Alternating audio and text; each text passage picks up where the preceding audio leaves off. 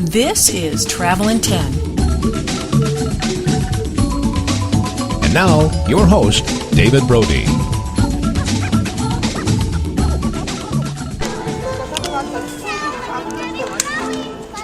Hello and welcome to Travel in 10, coming to you today from Lisbon, Portugal, one of the most beautiful capital cities anywhere in Europe, and I think one of the most beautiful cities anywhere in the world.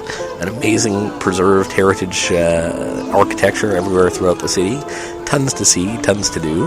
Right now we're at the highest point in the city, a heritage site called the Castelo de Sao Jorge, Castelo de Sao Jorge, and it's beautiful. It's very touristy, but definitely worth coming to. I mean, it's built in the 6th century, originally built by the Moors when they first occupied the city, and then later taken over by Christians, and a scene of many battles. You can see that the walls are well fortified and guard towers all around, but today is a beautiful place to come and relax. As you can hear, some great music playing in the background. It costs about €5 to get in, and definitely an attraction worth seeing. We got up here by a tram car that actually takes you all around most of the main tourist attractions in the city, tram number 28, which once you get into the central square, you'll be able to pick up the tram there, and it takes you through pretty much all the major tourist attractions down in the central area that you can hop on and hop off for the day for about €2.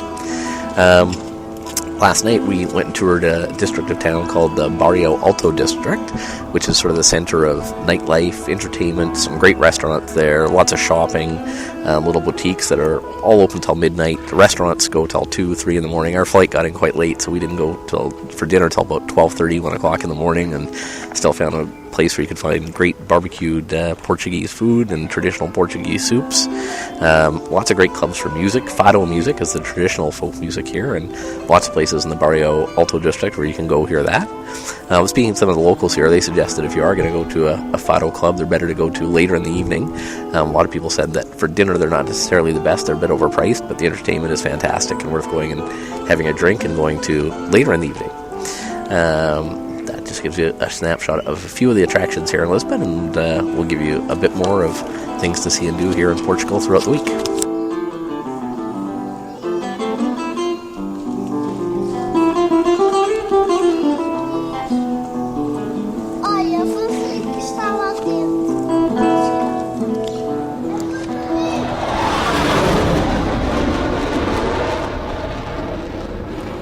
Hello and welcome to Travel in 10, coming to you today live from the Sheraton Algarve Resort in far southern Portugal, in a community called Albuferia, which is right on the Portuguese far southern coast, Algarve region. One of the more beautiful places we've been here in Portugal. The resort itself, I've got to say, is pretty spectacular. It was a bit mixed in terms of reviews coming in. Read a lot of reviews on TripAdvisor and other sites online before coming to stay here, and reviews were mixed to say the best. But we were able to get a great rate staying on Starwood Point, so decided to come check it out. And I've got to say, very glad that we did. The setting itself is spectacular. As you can probably hear, all kinds of frogs and different animals here in the background. In the evening, it's probably about 11 o'clock at night now, and very quiet and peaceful, as you can probably hear. I can't say with certainty, but I think the resort must be on some sort of not a heritage reserve, but more of a nature reserve, just the way that they've set it up. You'll notice that the rooms aren't built right up to the cliffs themselves, which you'd think they would be to give more places ocean view, but they're set quite far back from the cliffs. And I imagine that must be because the front area of the hotel is on some sort of a natural reserve, because there's certainly an amazing, spectacular setting as you walk down there. To get down to the beach, you actually have to take an elevator that they've built into the cliffs. And one of the things that a lot of people actually complained about in the reviews, and I think it's actually one of the greatest features of the resort, is the walk to the beach. It is a short walk, it's about 3 or 4 minutes, but you're walking through sort of these sheer cliffs on each side of you of red stone, beautiful sort of sandstone cliffs on each side, and then right down onto the beach itself.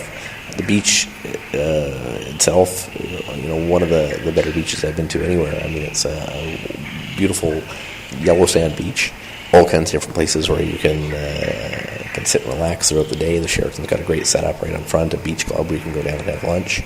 And then a bit of surf coming in on the beach as well. Not enough that you can actually surf on, but enough that a lot of people have got sort of bodyboards out playing in the waves, and you can certainly body surf around. I imagine on a windy enough day, or on a stormy enough day, you might get enough to actually surf on as well. There's certainly some great surfing up and down the coast. This is where the Portuguese National Surfing Championship is not too far from here, just past Lagos, and I think they may have had the European Championships here at one point as well.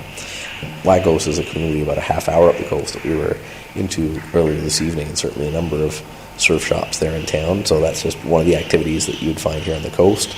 There's supposed to be some great snorkeling and diving and stuff as well on various different parts of the coast. Again, closer to Lagos, not right here at the resort necessarily that you would find that, but closer by. I mean, certainly there's kiteboarding, you can see people out renting jet skis, and just out swimming in the ocean is amazing. There's 2 outdoor pools here at the resort.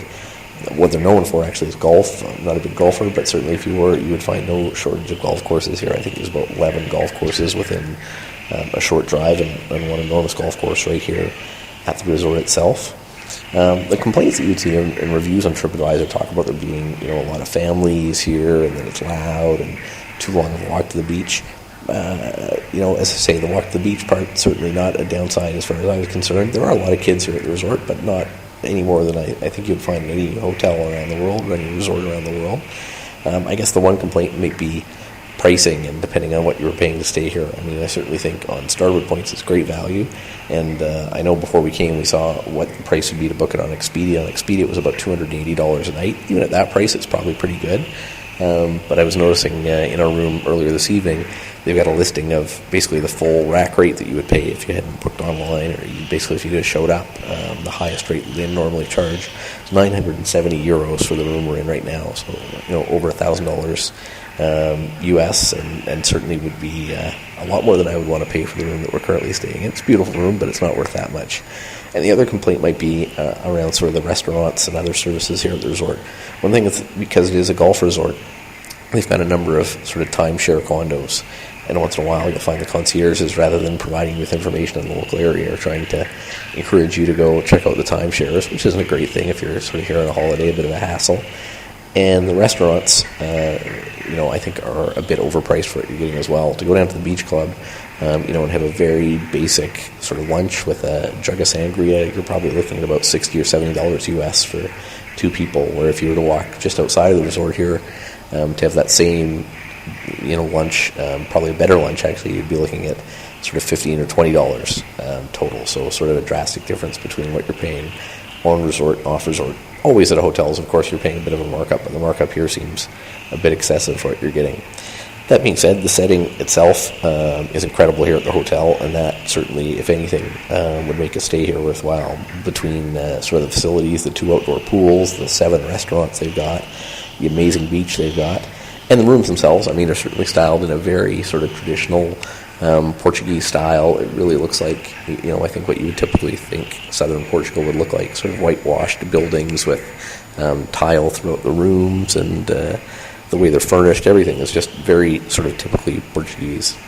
And I think most people, coming here looking for that kind of experience would enjoy it.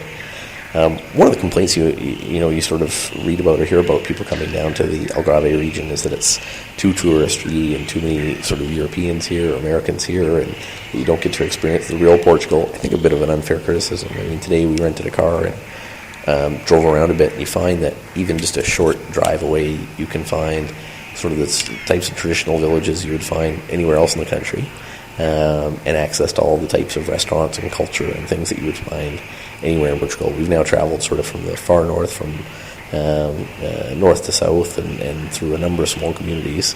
And, of course, if you're right in the middle of the main tourist centers, it's a much different vibe than you're going to get anywhere else. But it's very easy to get off that beaten track as well, and see a lot more of sort of the real Portugal if you want to as well. So a bit of the best of both worlds. I think you can really get, a great beach holiday here, and also a lot of culture, great food, great music, all that sort of thing. Albuferia, the town where the resort itself is in. It's interesting because our first 2 nights here, it seemed like a very quiet, sort of low-key place. And then our third night, we went to a restaurant the concierge recommended, which was fantastic. A place, I think it's called Arena Restaurant, which is right down on the waterfront in a sort of 600-year-old heritage building. And a great dinner. But then took a short walk away from there, right into the middle of the tourist center of town, and it felt like, you were in the middle of Miami Beach or, Phuket, Thailand, or any tourist destination you can think of anywhere around the world. It was sort of loud and neon and bad souvenirs everywhere. But as I say, I mean, you could be here for days and never see that side of the resort.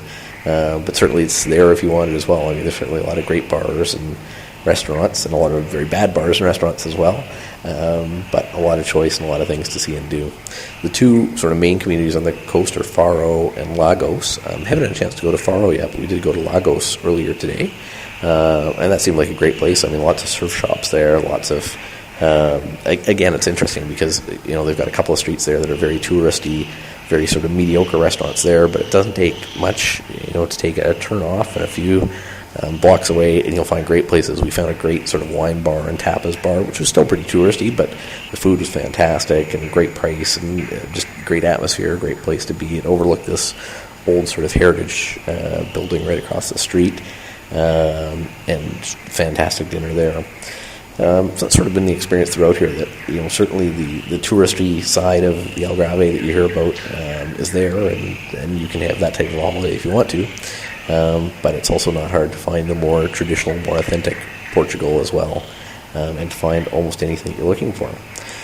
Altogether, I mean, I think if you're coming to Portugal, certainly you need to at least set aside a few days to spend here in the south. Of the 10 days we're spending here in Portugal, we initially hadn't set aside any time for the south, but found in sort of doing a bit of rerouting and juggling around a bit of our itinerary, we wanted to spend a few days on the beach, and it was easy enough to get a train down here and add an extra 2 days on that we could spend down on the beach. I would say 2 or 3 days here is probably enough, but also 2 or 3 days here is well worth it. That if you're in Portugal for a couple of weeks, it's certainly the type of place that you would want to include on your itinerary, because it is completely different than the rest of the country. The weather is spectacular, far better than it was in Lisbon or in Porto or in other places that we've been around the country. And it just makes for a great holiday destination. I can't imagine really a much better holiday destination in a lot of ways because of the mix of activities, of culture, of weather. It's obviously an incredibly safe place to go. You don't feel like you don't get hassled at all like you do in some other sort of touristy centers around the world. And just the mix of sort of culture and activities and everything make it a great holiday destination. So that's about all we've got to say for South of Portugal, and somewhere I definitely recommend that you come check out. Thanks for listening to the Travel in 10 podcast. Please email any questions, comments, or suggestions you have to travelin10@gmail.com. This has been a presentation of Travel in 10.